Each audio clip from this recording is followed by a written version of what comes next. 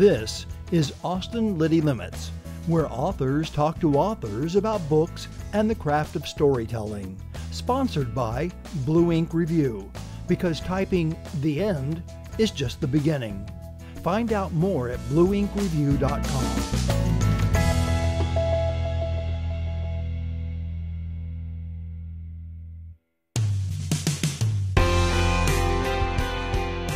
Aaron Burch grew up in Tacoma and graduated from the University of Washington in Seattle.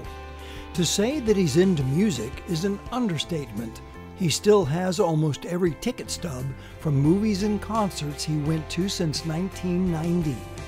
He's written essays for several publications, a memoir analysis of Stephen King's story The Body, and now his first novel, Year of the Buffalo.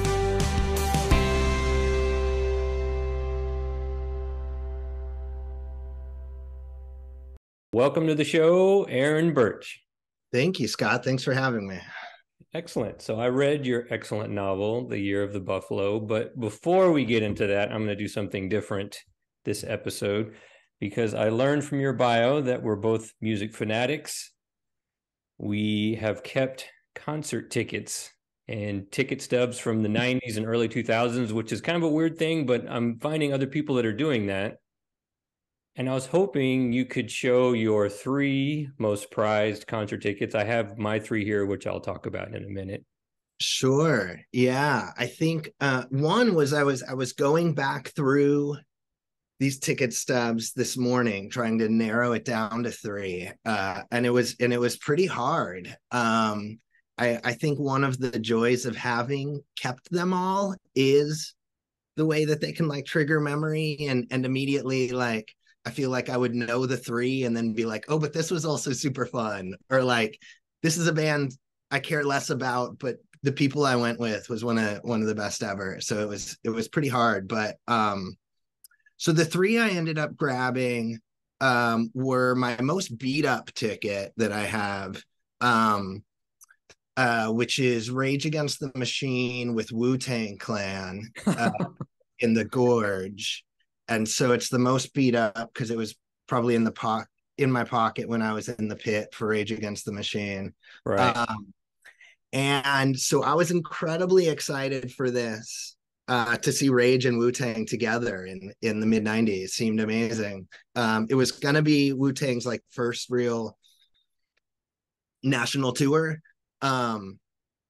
And I think they lasted, I don't know, 5 or 6 dates and then dropped out because I think they were partying too hard in legal troubles, fighting with each other. I think we're not ready to be touring nationally. So it says Wu-Tang on the ticket, but it ended up being Rage and The Roots, which was my introduction to The Roots. I didn't know who they were, but then they ended up becoming one of my favorite bands. And so there's that. A few years later, I've got this from 2001, this small venue show, Neurosis and Botch. Okay. And so Botch is like one of my favorite bands. I saw them a ton in the 90s and early 2000s before they broke up in 2001. Mostly at small shows that's like $5 or $10 at the door. So in part, I love it just because I have a ticket stub that says Botch on it, whereas mostly it was, just cash at the door.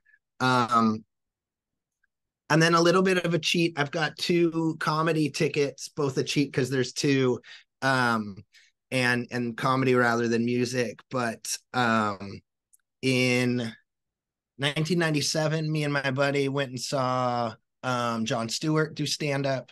Oh, nice. And he was great. And then also his opener was somebody that we'd never heard of before. That was this dude, Mitch Hedberg. Oh yeah, there you go. And then 2 years later, when Mitch came back through town, I have this Mark Maron and Mitch Hedberg, which I don't remember having seen Mark Maron do stand-up in 1999 because I didn't really know who he was at the time. But Mitch Hedberg ended up becoming like a huge favorite. So excellent. Do you have a memorable bite from one of them, like the most memorable story of the three? So I guess kind of maybe the most specifically memorable is this Neurosis and Botch show. As many times as I saw Botch over the years, I don't remember them at this show, but I remember. So at this point, I was still. I mean, I want to say I was so young, although I mean I was in my early 20s, and so not as young as I remember, but was still in the aftermath of being a very churchy youth group kid. And I liked heavy and hard music, but I remember Neurosis like scaring the shit out of me and kind of just being like, I think we left early, me and a couple buddies. And I was like, this is kind of amazing, but also they just had like a white sheet behind them that were just like playing images, and they were all just like disturbing and like random, and then sometimes just, what's the word for like anti-religious or anti-Christian or whatever, right? In ways that I was like, I don't know. I think God is unhappy with me being here right now, witnessing this. So right. We left. Should you repent? And now looking back, I'm like, man, it's kind of crazy and wild that I saw Neurosis, and I kind of like, I don't know, like I almost want to re-witness that, or wish I could watch myself watching that. And so, yeah. Right. All right, here's my three. So the first, and I wish it had it on because they ripped the top off, but this was New Order and Throwing Muses in 1989. Nice. New Order only played about 3 songs. The singer collapsed, the lights came on, and they stopped the show for that one. Oh my goodness. Pretty weird. Here's my other one. Anthrax, Public Enemy, and Primus. Hell yeah. In 91. That was a pretty crazy show. And that Primus was an opener for that. It was pretty bonkers. But here's a prize one just because of what this band became. So here's Nirvana in October of 91. So this was about 3 weeks after Nevermind came out. And they were still a nobody band. You can see on the bottom it was $7. Yeah, yeah. And they played at the Liberty Lunch, which was like a little shithole place that had a hole in the roof. And my funny story about that is that we went to a girl and I that I was dating at the time. We went to see them they did an in-store at Waterloo Records, which is a pretty well-known record store here in Austin. And Nirvana was not Nirvana at the time. They were just 3 dudes from Seattle. Yeah. And being from a music town like Austin and going to a lot of shows, you could go find any band anywhere. There wasn't security or anything. So the night before their appearance, they played at Trees in Dallas, and the show was cut short. The girl I was dating was kind of a big Nirvana fan. She loved Bleach, their album. Mm-hmm. And she wanted to talk to Kurt Cobain about the show. And for whatever reason, he was rude to her. And she stormed out of the record store. And when I went to find her, she said that he was rude to her and she didn't want to go to the show with me. Well, it made me very upset, as you can imagine. Yeah. So I got a college buddy of mine said, let's go to the show and let's go rough this guy up. I was probably 19 or 20 at the time, and I was pretty upset that my girlfriend was upset. So, and we'd been to Liberty Lunch hundreds of times.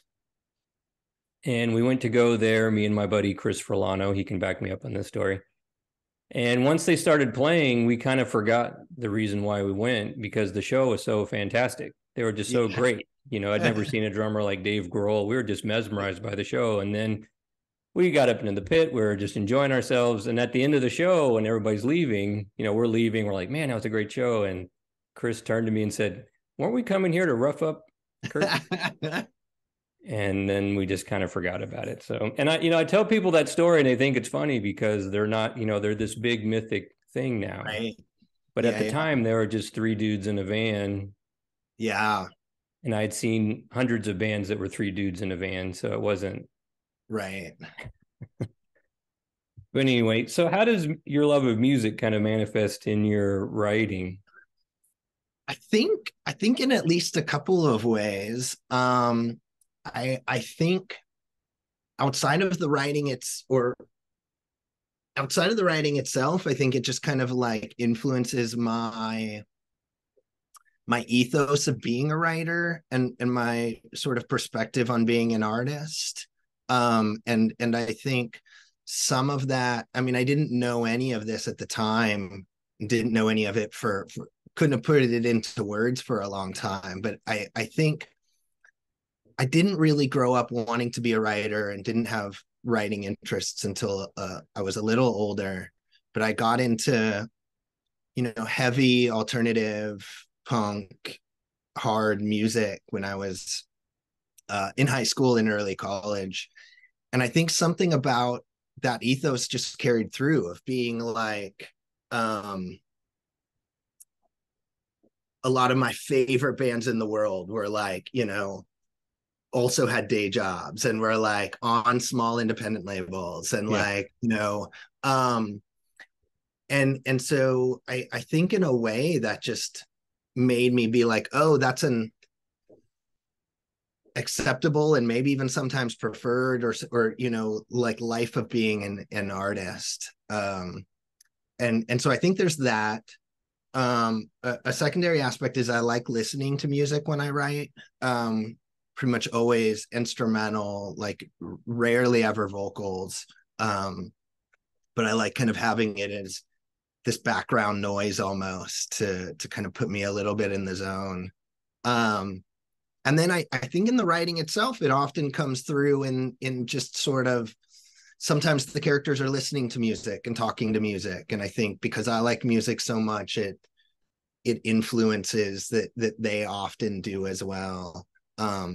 So something even as simple as like in Buffalo, the talking heads become kind of a little bit of a background plot point. And I think that was born up out of me just listening to the talking heads and at some point being like, oh, I wonder how I would write about this, or it would feel funny if at that point I was working on these wrestler characters, and it just occurred to me like it would be funny to have the talking heads as your walkout music instead of something big and anthemic. And because that idea just like made me laugh, it made its way into the novel. Yeah, that's an excellent idea. It's interesting that you listen to music while writing, because I do that too. I don't know too many other authors that do that. And it's almost like it puts me in a trance or kind of hypnotizes me. It's very interesting what it'll trigger once I put on, because I listen to instrument music too. So I like the Avalanches, which are an electronic group, or I'll listen to John Coltrane or just something that doesn't have vocals. And yeah, it just kind of puts me back in that headspace. So you find that too? I do. I think sometimes there's something about the complete silence that's almost too distracting too, right? Like I start, whereas something about like the background music that's just there enough helps kind of like in a way wash everything else away, right? And like put you in a trance and can kind of affect your mood. And then also sometimes at some point then it just like becomes ritual, right? It's like, oh, I've done a lot of writing with music in the background, so now when I put on a certain album, then like my brain knows it's writing time. Right.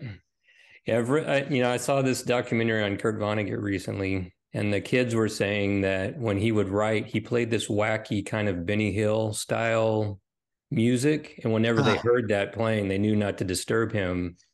Right. That's so funny. Yeah. And probably just put him in some kind of weird, wacky mood too, right? Like in a weird way that makes perfect sense. Yeah. So in Year of the Buffalo, your excellent novel, like I had mentioned here, it's a deeply personal story about these two brothers. There's Ernie, there's Scott. They go on a road trip together. They try to reconnect, but it's painful to watch them try to reconnect, but they just can't seem to do it. Why do you think there is such a huge roadblock with these two?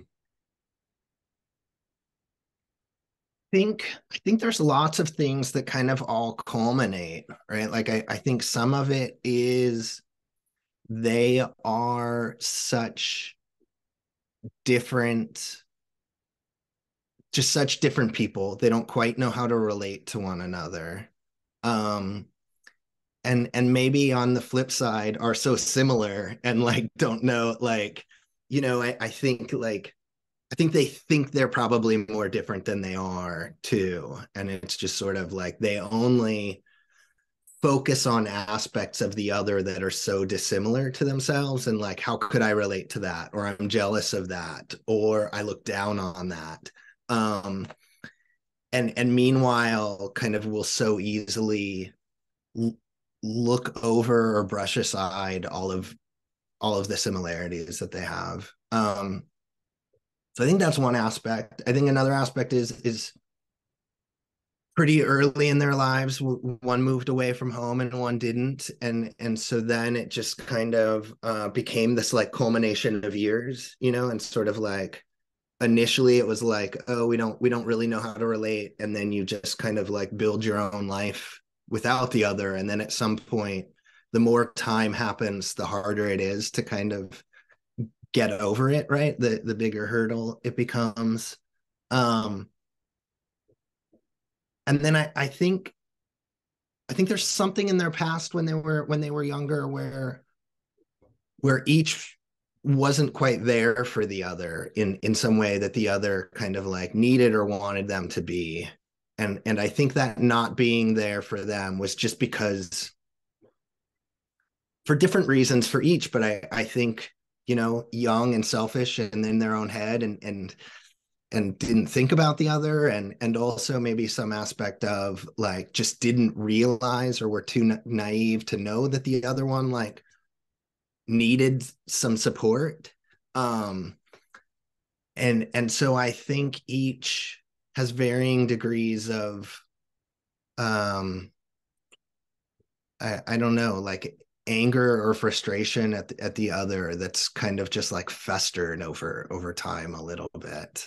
And so all of that kind of, I don't think it's any one of those, but I think it all kind of culminates in they just don't know how to, a little bit too, which is maybe some aspect of this kind of like masculinity. Neither one of them quite knows how to like share their feelings, talk about or deal with their feelings. Yeah. right. Yeah, and it lends itself to some funny kind of comedic scenarios, right? And I'd mentioned this to you before, but there's the chapter where they go to the hardware store, and a lot of the chapters they are both in their own heads a lot, and so Right. there's a lot of digressions about past, about feelings. Are they handymen or not? Can they even do this job? But they don't say any of these things to each other. They're mostly in silence. Yeah. And so I think it's, a few things too is sort of like their inability to communicate, hopefully gives the novel these comedic moments that can sort of be, there's something about that where they're either like not communicating, where if they did, something would so easily get figured out, or when they are communicating, they're like miscommunicating a little bit. I think some of it comes back to, both of them are in their own heads, like in the Home Depot chapter, but don't realize or think that the other one is. And so I think if either of them just like voiced it aloud, the other would be like, I also think Right. that. But instead, each of them is like, oh, I'm so insecure in this moment.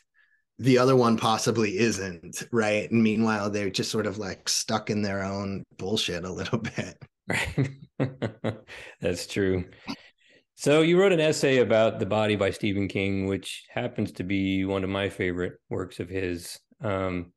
What has stuck with you about that particular novella since then? I think lots have stuck with me. I think one thing, I think I kind of knew this before that book, but especially having worked on that book and then having it come out, and then the reception that it got was just sort of a reminder and encouragement to write about the things that you love. Mm. And I think as a writer, but then also kind of just even as a person, like embrace the things that you love, right? And so I so love that novella, and Stand By Me itself is probably not probably, I mean, it's certainly one of my favorite movies of all time. And even that for lots of reasons. For the movie itself, for the time in my life when my dad showed it to me, for what it says about friendship, and then how it makes me think about my friends. And so I think it was some of those too. Like, I think part of what stuck with me was just like my appreciation for my friends and the meaningfulness of them in my life. And then also just that aspect of embrace the things that you love and are curious about and fascinated by. Right. I remember when I read it for the first time, and this was well after I had been in college and I'd been studying literature because I got an English degree from the University of Texas. And so I was pretty well versed in knowing how to take literature apart and being surprised how literary it was and how good it was and how he could really turn a phrase if he wanted to, as well as write about human connection rather than, because there's not really anything scary in that, or what he was known for at the time. Yeah, I think I read it when I was young, when I was like a teenager. And then I don't think I ever revisited it. I think every now and then I would reread or rewatch Stand By Me. I don't think I ever reread it. And then when I started teaching composition at Michigan, there were kind of like two different composition classes. One is just sort of like the more straightforward, and then one is like a literature based. And I think early on I would get sections of both. And when I, as often, or certainly as I always do, when I get a new class, I ask other people who've taught it, like, what do you do? How do you do this? Like, what works, what doesn't? Right. And somebody who I asked was just like, oh, lots of people theme it, which feels like it's helpful. And then he sort of rattled off a handful of themes that either he had done or that he knew people had done. And one was coming of age. And I was just kind of like immediately like, oh, that I could teach a coming of age. Sure. And so pretty quickly I was like, oh, I'm going to try to teach the body. And I haven't reread it since I was like 14. I don't know how this is going to go teaching it in a college class. Maybe it will seem too simple or something. And I was pretty surprised how well it stood up, how much it gave us to talk about, how, all of these things. Like, I think it's more quote unquote literary than you maybe think that it might be. Kind of like more meta, and it does a couple kind of interesting like experimental moves that I think are really interesting. And so then I taught it for a few semesters and always found it just really, really fun to talk about with students. Right. And then in the story itself, there's the two stories that Gordy wrote. One has like a Chandler-esque style to it. And so it's like these weird diversions where, because that those parts aren't in the movie. Yeah, one is, so there's two kind of stories, and one is basically what in the movie is Gordy telling the story about the what does he call The it? pie eating contest. Pie eating contest. Yeah. Right. So that is in the novella, like as a short story that Gordy published in his university literary journal. And then there's another one that's like about brothers that's not in the movie. And then both of those stories are stories that Steve King published in the University of Maine Literary Journal when he was 19 or whatever, and he just like repurposed it in this kind of interesting way. Yeah. So yeah. So you run a literary magazine or literary journal called Had. Can you tell us a little bit about Had? Yeah, so it's like a literary journal that's it's an online literary journal that publishes one piece every day that's always really short and often weird, however you want to kind of think about or define weird, although not necessarily always. And it really the primary thing about it is it's built on these pop-up submission windows. So instead of a more normal submission process, every, I don't know, anywhere from once a week to once a month, we just kind of have a pop-up submission window, sometimes super spontaneous, which is how the site started, and kind of largely as an outgrowth of Twitter and maybe being on Twitter too much. And every now and then I would just sort of like completely spontaneously post something that like, okay, I'm reading submissions right now. Submissions open for the next hour or whatever. And now sometimes we announce those in advance, like we'll do a themed one and announce pretty short advance, but 1, 2, maybe 3 days in advance. Although sometimes still spontaneous. And they usually sometimes will have a time limit window and then often have like a submission quantity cap, which really we started doing only to keep numbers manageable for myself or for a guest editor, right? It's Right. like, and the idea is to read them as fast as possible and reply as fast as possible. So we almost always get through all the submissions that we receive within 24 hours, start reading them immediately, and just start making knee-jerk decisions. Something about that knee-jerk decisions and reading them quickly lent the site to getting like especially weird or attention grabbing or especially short stuff too. Mm-hmm. So and then it's just super fun. And I think I think that's the gist. Yeah.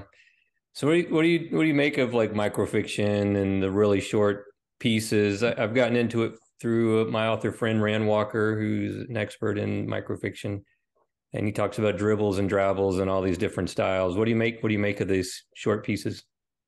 I love it. I think for lots of reasons. I mean, I think sometimes there can be a real power in something being just this tiny little thing and get in and get out, right? It feels just like, instead of a whole boxing match, just like one massive Mike Tyson punch or something. And there's something to be said about that, right? The like, so there's that. I think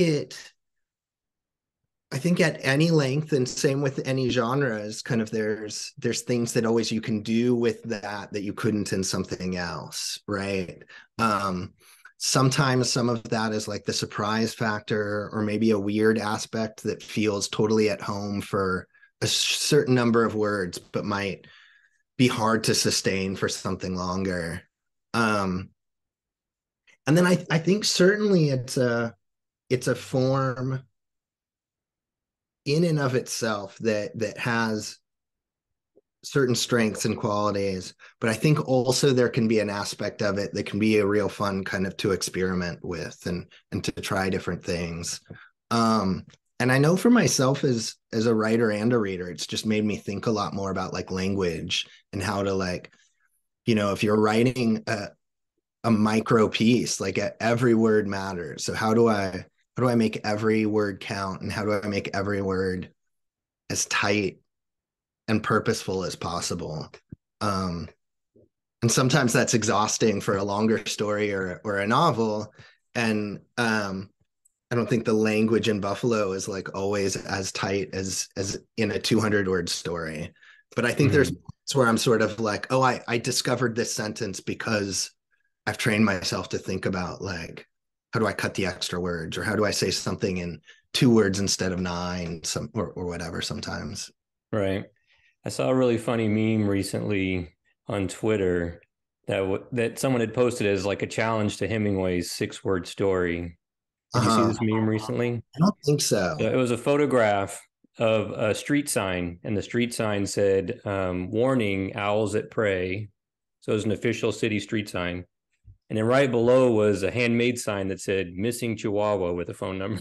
Right. It is great, like how much, I mean, apocryphal or whatever, like one of that, I mean, this has been said a million times, but all of the how much story you fill into that Hemingway story, right? And so I think with any kind of micro is it teaches you to think about like, okay, how little can I give the reader that then they'll still fill something in. And I think as you write longer stuff too, that can be instructive on thinking about like, what do I need to tell the reader, or what maybe sort of isn't as necessary, but the reader might fill in that gap anyway. Yeah, I think that's an interesting thing. I think that's what I took away from some of the real short pieces, is that I would read something that was, say, 50 words, and then I'd walk away and I'd find myself thinking about it through the day. I was thinking about how it would continue, maybe what was precursor to that. And then you're right, like what was my mind filling in about that character, what they look like, which may not been there on the page. Yeah, And I find that fascinating too. I think so too. And like sometimes as a teacher, sometimes you have those questions and conversations, or sometimes fun in the classroom to be like, what do you assume underneath this? Or I mean, I guess one of the other kind of classic writing examples or maxims or whatever is that idea of the iceberg, right? And like you see just the little bit above water, but like everything that's there underneath. Mm. And so often, ideally, that's the case for any length of art, but in something so micro, it's all the more so, right? Like everything is, so much of it is down underneath the water, invisible, but like how can you kind of still use that to prop it up and float? Right. All right, so here's a diversion. So if you were stuck on a deserted island, what would be the one book that you would want with you?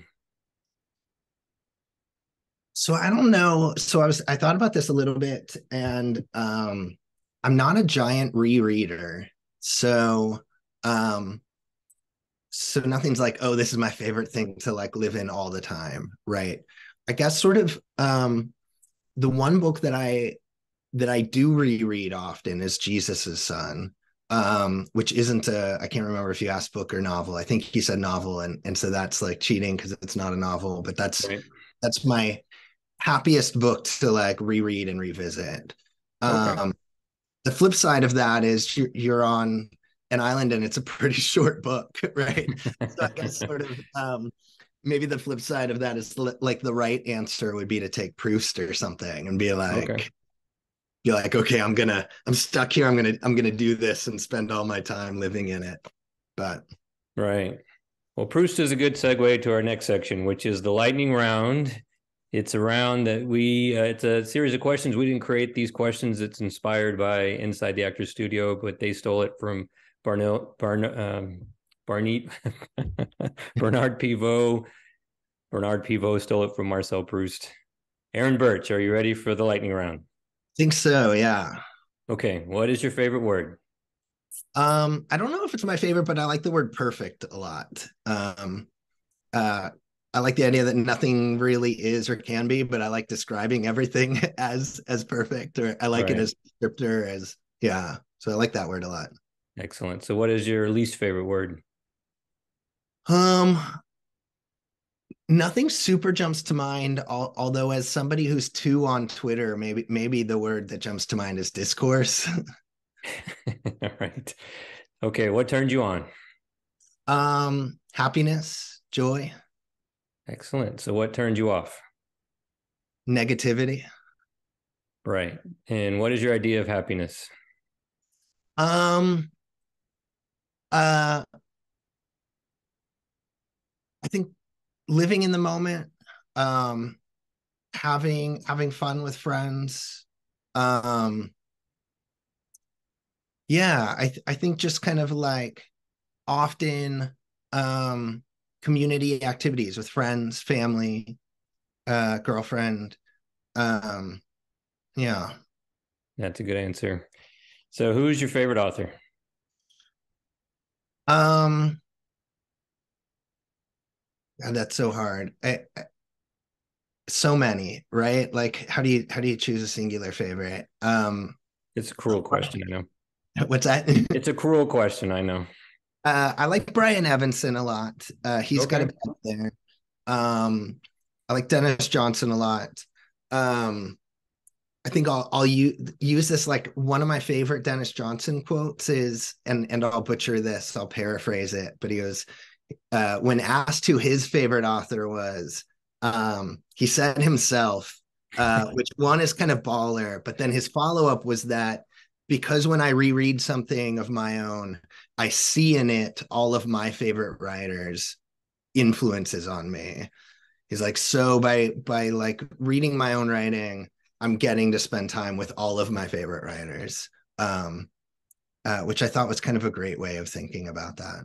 That is. I think that was Matt Bell's answer too, Dennis Johnson. Oh, really? I believe so. You might have shared the quote with me or vice versa. Yeah, the great Matt Bell. So if you could be a character from any novel throughout history, who would that be? Shoot, I forgot to think about this. I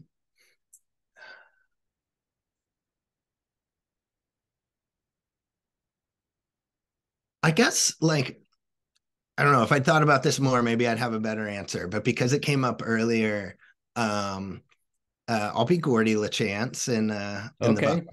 Yeah. Excellent. Yeah, that's a good answer. What profession other than your own would you want to attempt? So it feels so like either cheesy or egotistical to say, but I guess sort of rock star is what jumped to mind. And maybe since we started with the concert tickets, maybe that's in part on the brain, right? Right. Yeah, that was something when I was a young person I wanted to be, and I realized that I never was going to be that. Yeah. So what profession would you least want to do? I think something like boring of just staring at a computer all day and staring at like spreadsheets or something. No accountant. Yeah. All right, final question. If heaven exists, what would you like to hear God say when you reach the check-in desk? I think something along the lines of like, welcome, good job. Yay, pat on the back. Yeah, like you lived a good life or something like that. Right. Nice. Yeah. All right, Aaron Burch, thanks for being on the show, and excellent novel, Year of the Buffalo. Everybody go out and get it.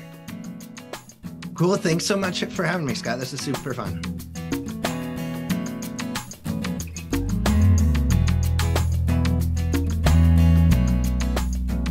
This has been a presentation of Austin Liti Lemons, made possible with help from our good friends at Blue Ink Review, where typing "the end" is just the beginning.